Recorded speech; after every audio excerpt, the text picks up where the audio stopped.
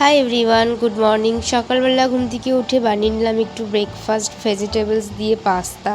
তারপর চলে এসেছিলাম ক্লিনিকে আসার কিছুক্ষণ পর আবার একটু বেরিয়েছিলাম জাস্ট দোকানে কিছু নেওয়ার জন্য। তো সেটাই নিয়ে ক্লিনিকে চলে গেলাম। ক্লিনিকে যাওয়ার পরে কোনো ভিডিও আমার করা হয়নি।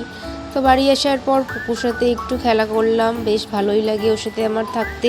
কিন্তু খুব বেশি সময় আমি ওর সাথে থাকতে পারি না, কারণ আমার ডিউটি, তারপর ক্লাস, পড়ানো, এগুলো করতে করতে অনেকটা সময় চলে যায়। তো সেই অনুযায়ী ওর সাথে একদমই সেরকম থাকা হয় না।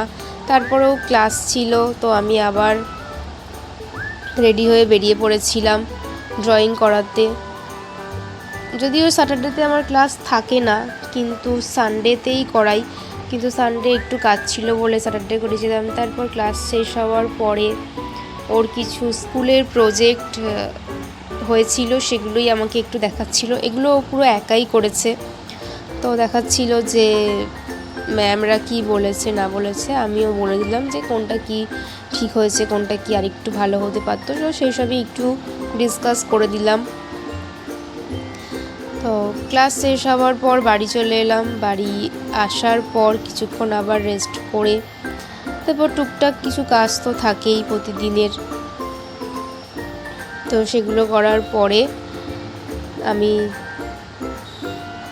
চলে গেছিলাম দোকানে কিছু নেওয়ার ছিল। তো সেগুলোই নিয়ে চলে এলাম, কারণ পরের দিন আবার ডিউটি আছে। তো এটাই ছিল আমার রোজকার দিন।